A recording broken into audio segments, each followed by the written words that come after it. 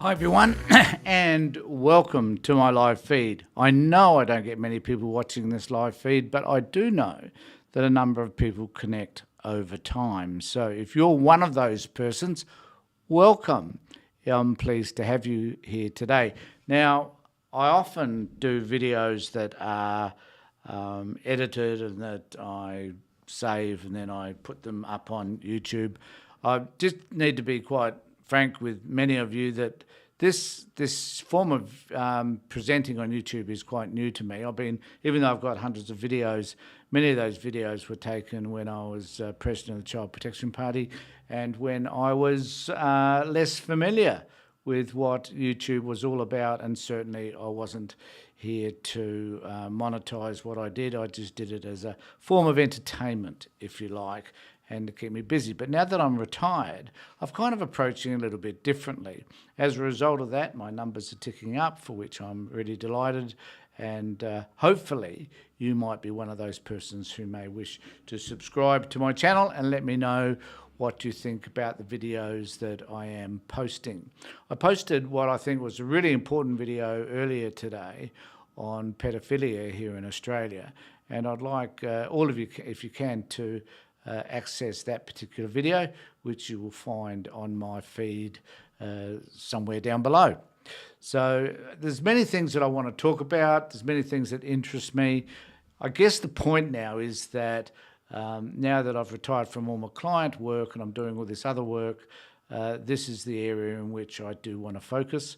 And this is an area which I hope I can provide interesting comment to you about the world around us, and particularly the way I respond to that. And I do need to note that I'm responding to this as still as a social worker, because that's very much a part of my values. It's who I am. But I'm also look at a lot of the things that I post in terms of my actual general perspective around Christianity and religions in general, because I am an atheist.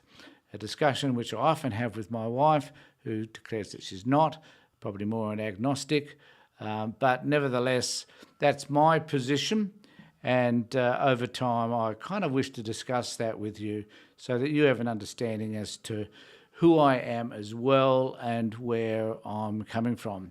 Now, I don't expect people to necessarily agree with many of the things that I say.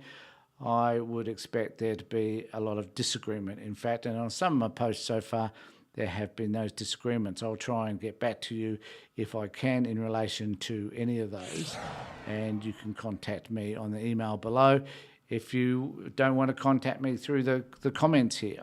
So join with me to have this chat so that you and I can come to an understanding about where you sit around many of the things that I talk about, and you can help me, I guess, to better understand where you're coming from. One of the things that's always been important to me is find that space to be able to listen to people. I know that from time to time, particularly in relation to these videos, it seems important to be able to have a go at people, call them stupid, idiots, whatever, which I have done in the past. And I need to put a caveat on that, because the reasons why I call people stupid idiots is primarily because of their behaviour. One of the philosophies that I have in my life is that people are neither completely bad or completely good. That there are positive qualities in everybody. It's the way I've conducted my own client practice over the years, and it's the way I see everybody. But there are certain people whose behaviours are so appalling that it's often difficult to see the good qualities that they may exhibit. So recently I've had a shot at Scott Morrison on many occasions because of what he did through robo-debt and becoming the minister in 5 different portfolios and a whole host of indiscretions that he's had, and the fact that he conned us as the Australian people into believing that he was providing the best opportunities for all of us, and in reality he wasn't. He was a completely different sort of human being.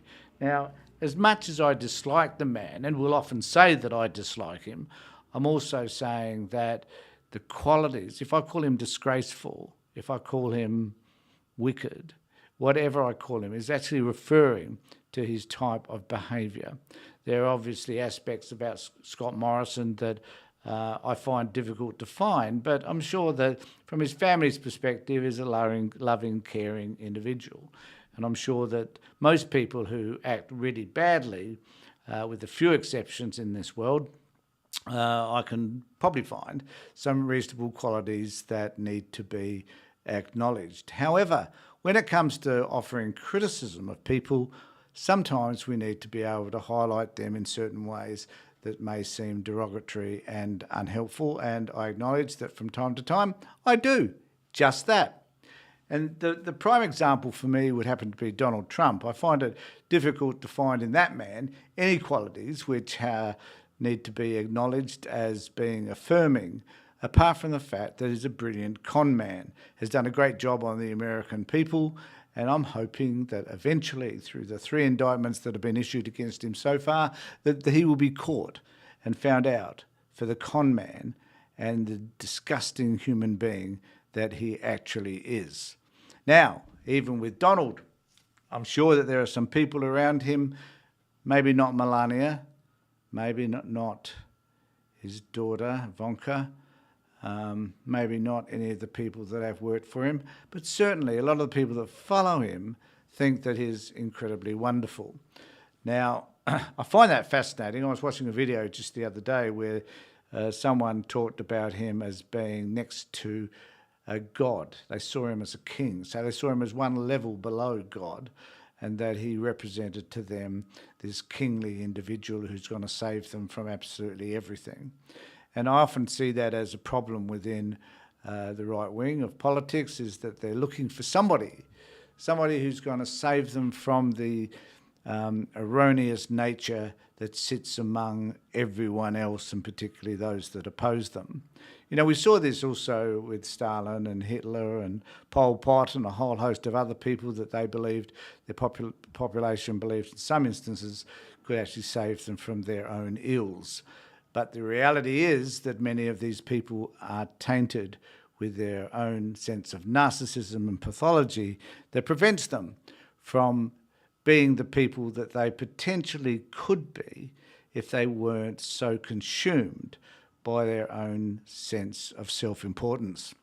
So I will endeavour through these particular broadcasts to highlight some of those intricate and interesting issues in relation to people, and I apologise beforehand if I start to name call.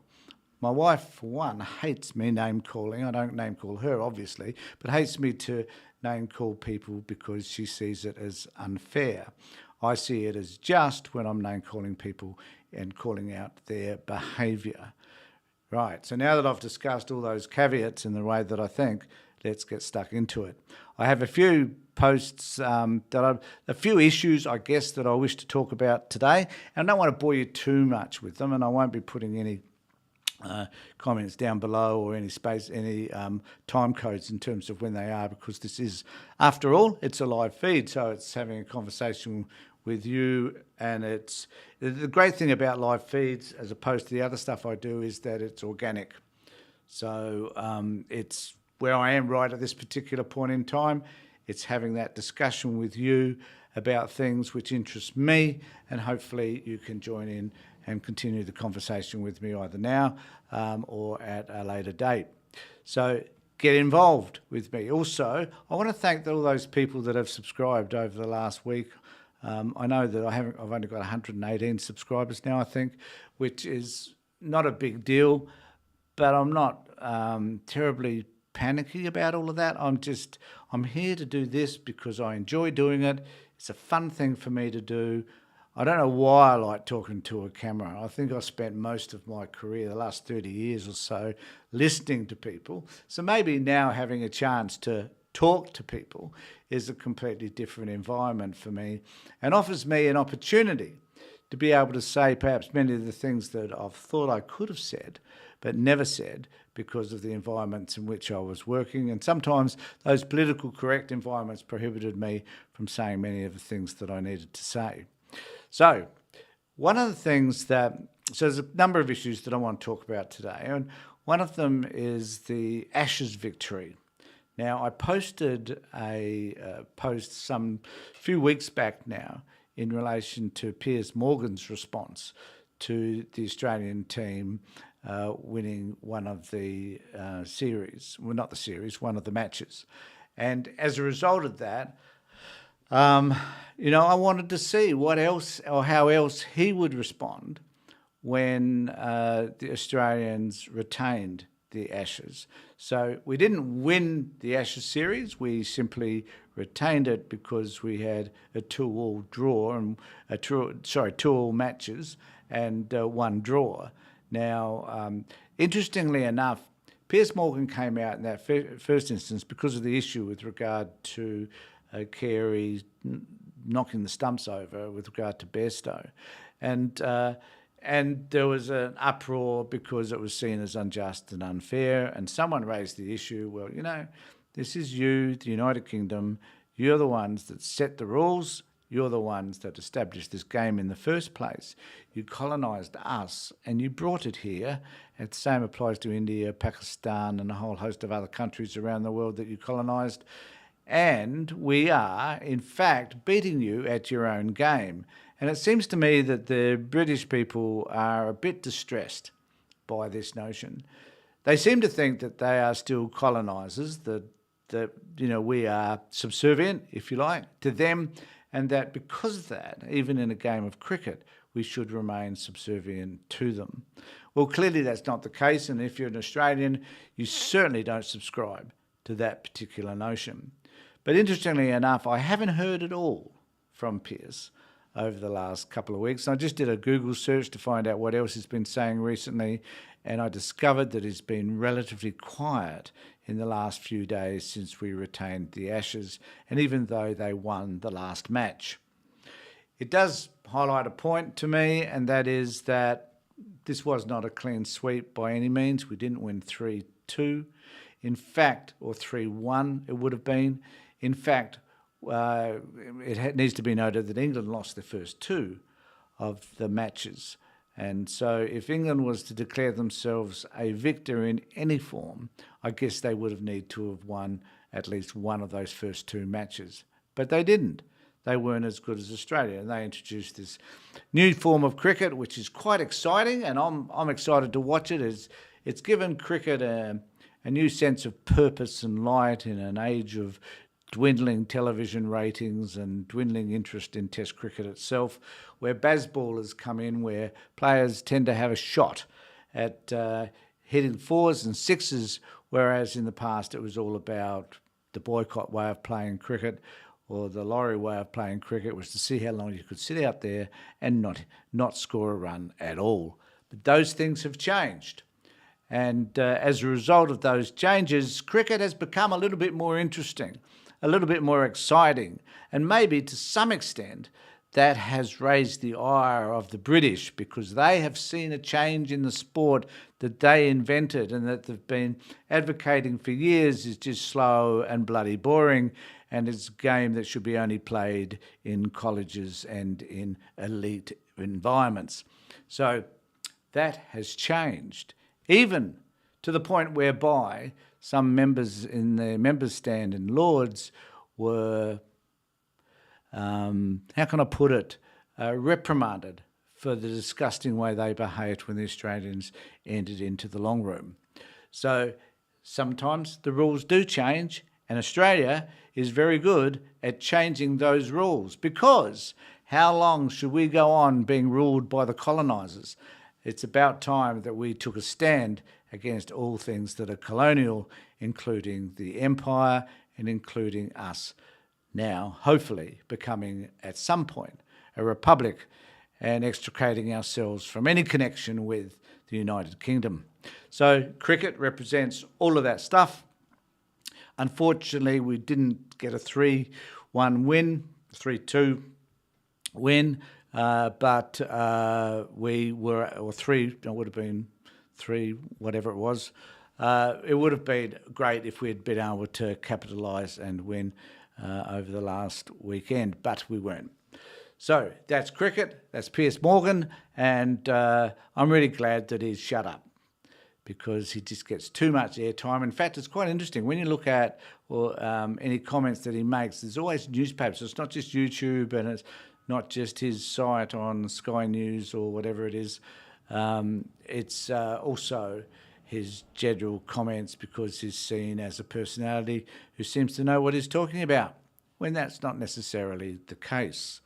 So now I want to move on to another topic, which is, and look, if you've got any comments to make in relation to cricket and whether I'm right or wrong, please feel free to make them below. I'd be interested to hear what you have to say.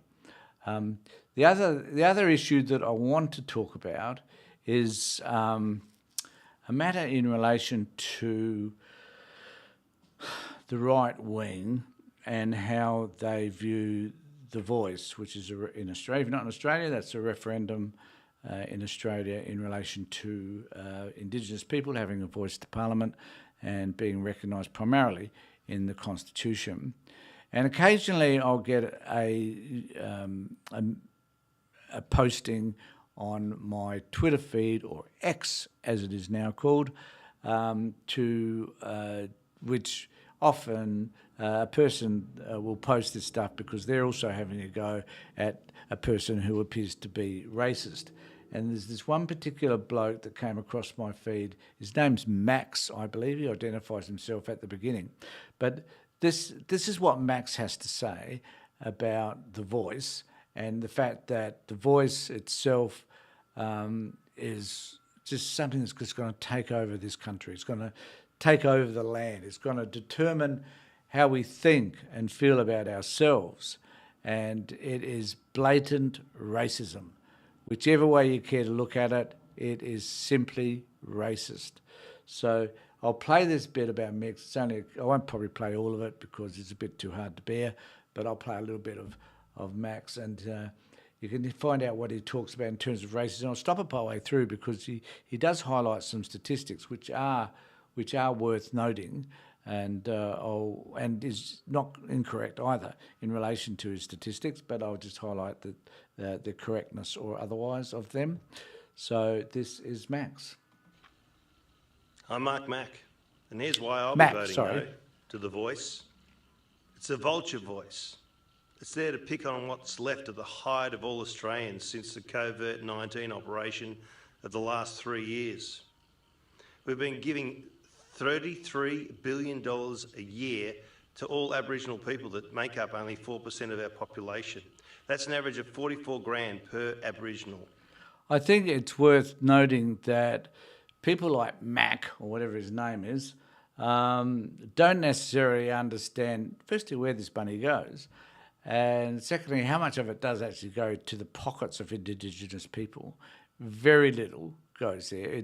Remember, it's primarily for services and housing, as I'll discuss in just a moment, but it tends to lead us to believe that all of this money goes directly to the pockets of Indigenous people, which, if that was the case, would make Indigenous people some of the wealthiest people in Australia.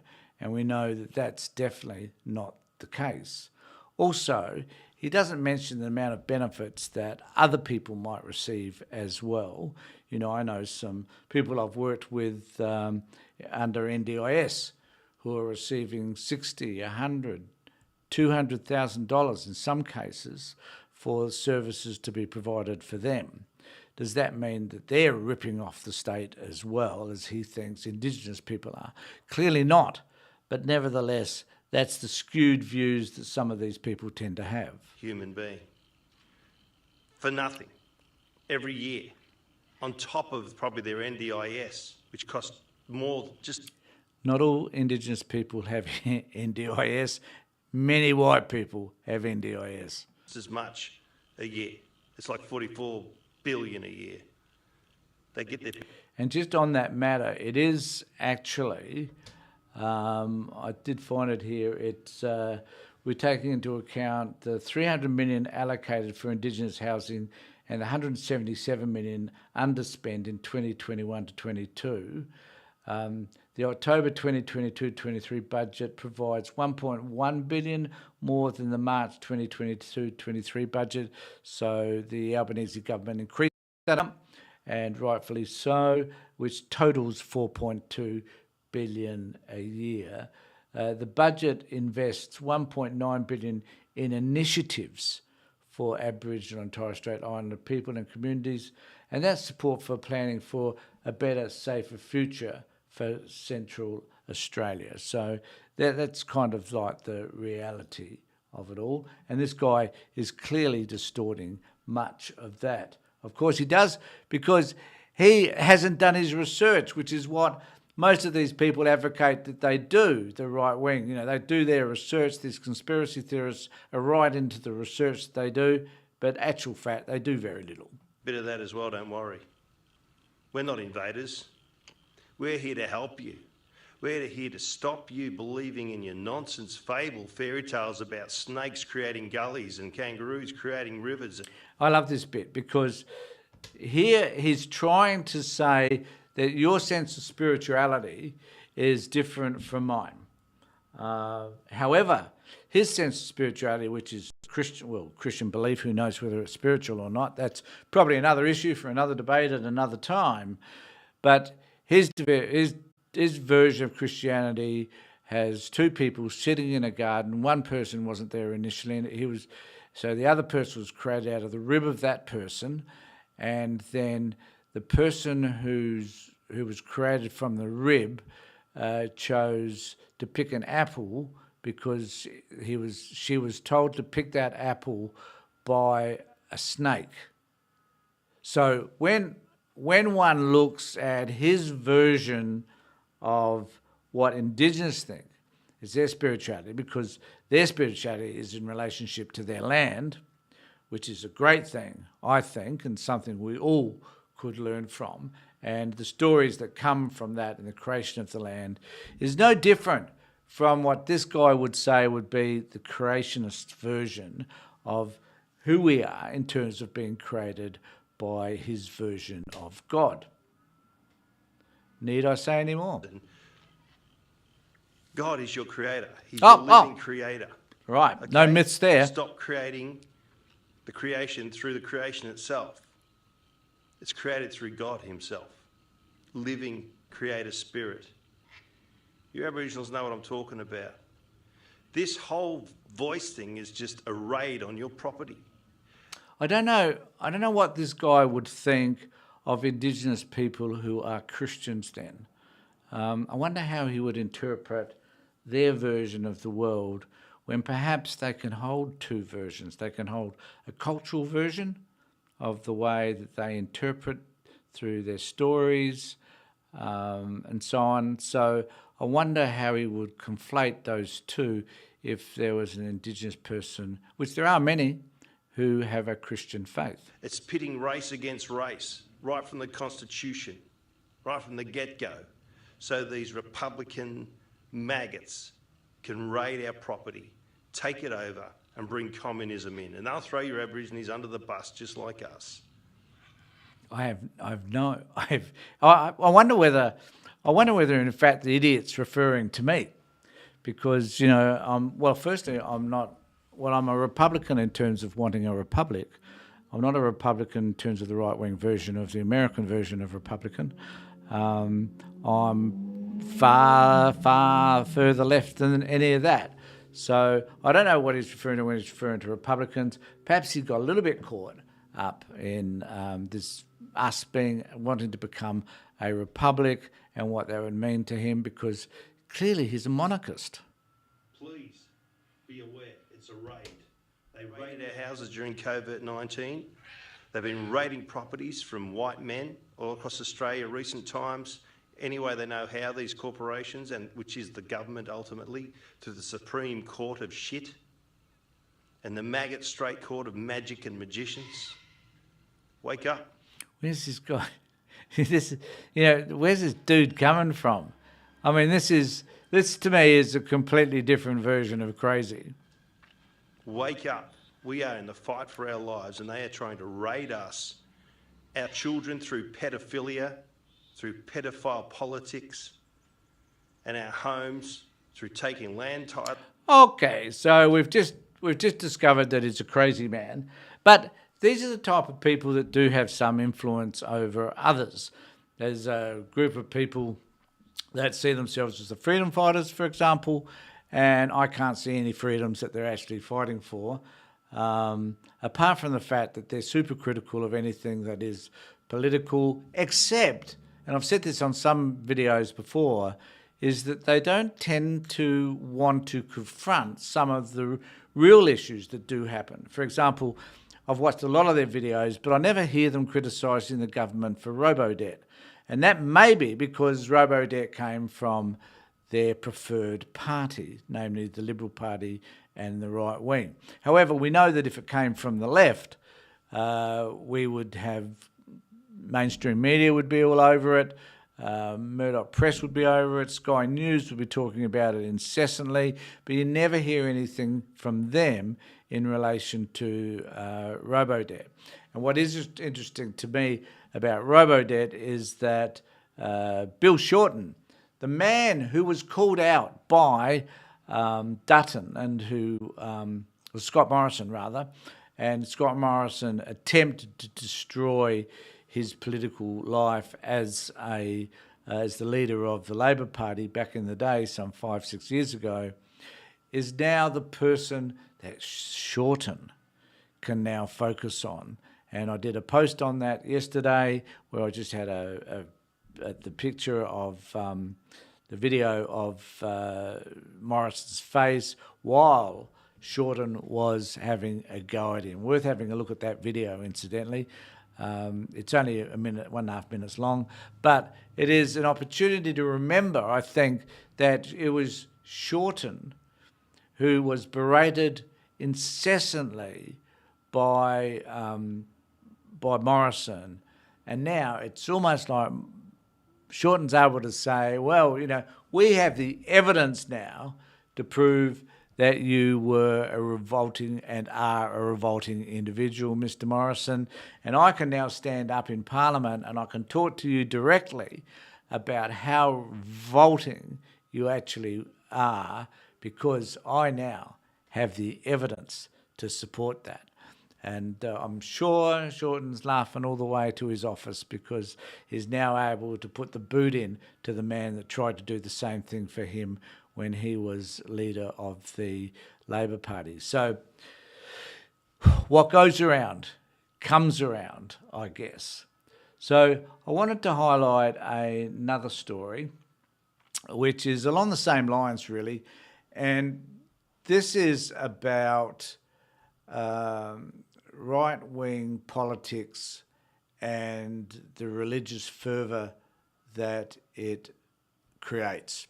So we often hear of people who are doing some strange things in relation to LGBTQI events, trans storytelling, that whole bit. So I have a very egalitarian view of all of that. I think I don't care what people choose to do with their lives, providing that they're not harming anybody else. Doesn't matter who they are. I am concerned about some of the things that the right-wingers do because they're harming the left, and I'd be also as critical, I think, of anyone on the left who is also acting in ways and behaving in ways that are harming others. Now, the story time thing, though, is a particular concern for me because kids have been read stories by a whole range of different people over the years just to make it entertaining, to not only have the story read, but have it read by a colourful figure.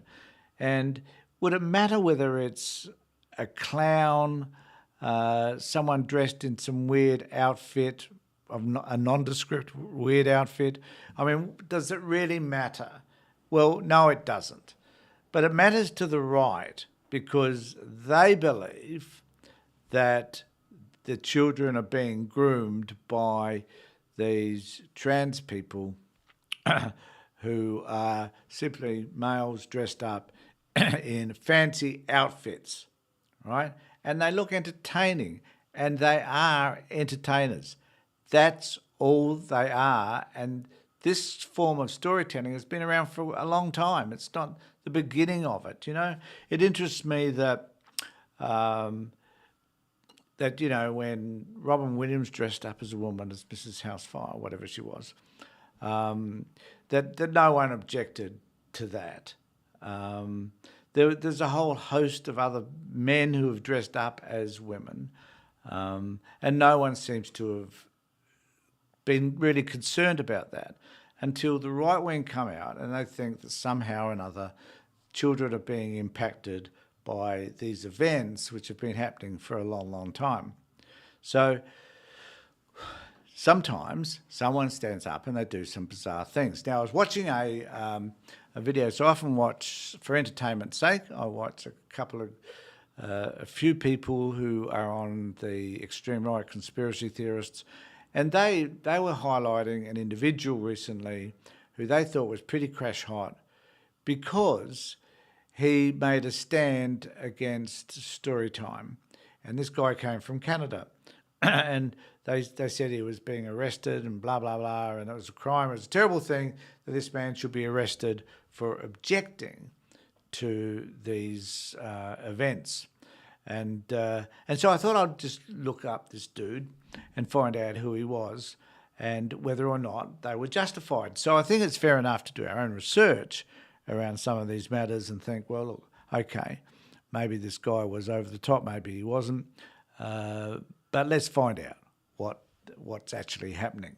So I did do some research. So this bloke's name is Derek Reimer, and he declares himself as a pastor of a church, hard to tell whether it's obviously an evangelical type church, I guess, maybe Pentecostal in nature. He hasn't actually got a church. He goes out into the community. I'll give him a few points for that, I guess. And he says that he helps homeless people and he feeds people and he does this sort of stuff. But what he does do is he also raids libraries where these stories are being told by trans people. So therefore you've got to wonder about, well, what is the behaviour that he's being charged with, right?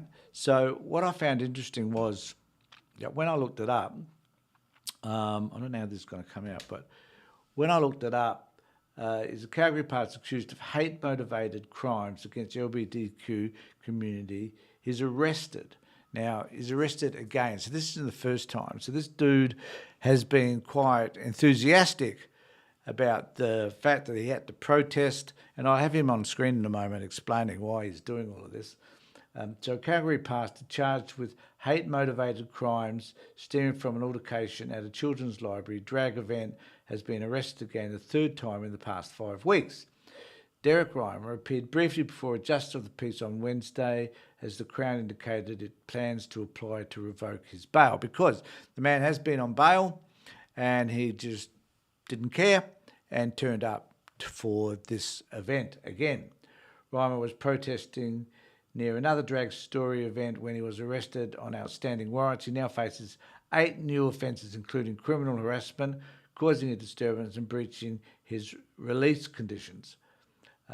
Calgary police confirmed the new charges are being investigated as hate-motivated. So there was an interesting part in this story, though. Charges of criminal disturbance and criminal harassment stem from incidents on March 27th. Reimer is accused of showing up with a microphone near a reading with royalty event at the Country Hills Library, where police say he was shouting hate speech at event participants. He walked into the library and asked to speak to a manager. He then recorded an interaction, which is what these right-wing crazy people do. Reimer's comments are believed to have been directed at library patrons ahead of a scheduled reading with. But the man, interestingly enough, has a history of violence.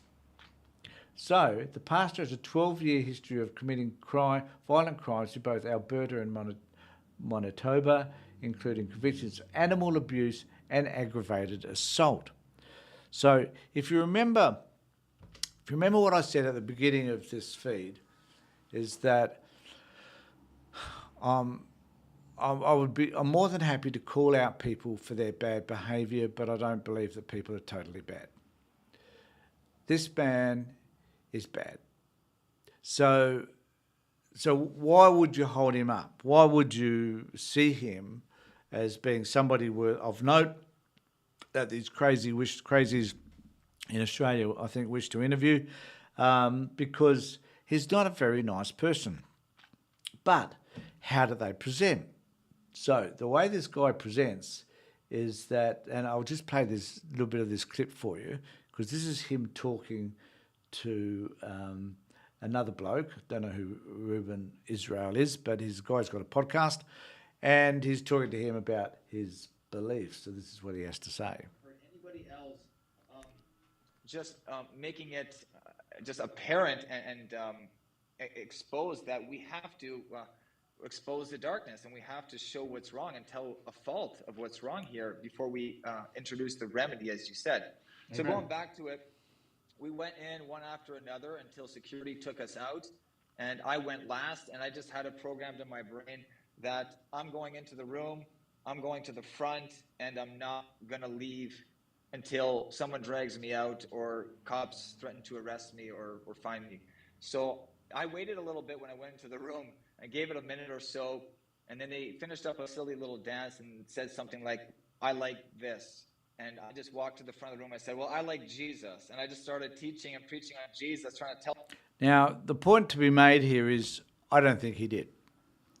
He was also arrested for some things that he said at the beginning. So in this conversation that he has with this Reuben Israel bloke, is that he talks about the Bible, and they talk about, they talk about loving other people. Yet it is clear that if you're going to use hate speech in the way that this dude does, that their concept of love or appreciation of other people is scanty at best. That they don't believe in things like turn the other cheek. They don't believe do unto others as you would have them do unto you, except when it comes to do unto others as you'd have them do unto you. I've often thought about that in these terms, is that if one does not like oneself, if you have faults that you're wrestling with, for example, if you see yourself as having some sort of sexual proclivity that would be seen as being unacceptable within the church and within your environment, if you know deep down that you have that stuff, professionally we call this projection. But if you're unable to love yourself because you have these proclivities, then there's every chance that you will express that hate for oneself towards other people, such as what these people do. And I think this happens with many of these people that make a stand against things like the drag queen events, where they say that every politician, like that dude before was saying every politician is a pedophile, so whether you're male or female, apparently you're a pedophile, and their attack on other people in terms of sexuality. So if attack on lesbian and gay people, all this stuff is, I believe, a feeling that they have of dislike for themselves. So instead of being able to turn the other cheek, they often find themselves, love others as you would love yourself. Well, if you're not liking yourself, it's going to be very awkward or difficult, I guess, to love other people. And so you take out and you exhibit and you project all that dislike that you have for oneself, you express that towards other people. And as a result of that, if you can't understand that, or you can't come to terms with it, or you can't manage or to deal with it in some way, it is likely to present as a problem for you, as is the case here with my friend Derek, because he cannot prevent himself from standing up in front of these places and talking about the things he hates about himself, but projecting them towards the other people that he sees in that room. And I think that we need to be a little bit more mindful that when someone, and I wonder whether sometimes we should just feel, I don't know whether pity is the right word, but we certainly should develop an understanding as to the struggles that some of these people on the extreme right are going through, that they're not prepared to admit, probably for some of them may never admit, but certainly are struggles that they're confronted, and they express them in ways which often just prove to be damaging to them and to other people. So let me know what you think of any of those things that I've talked about.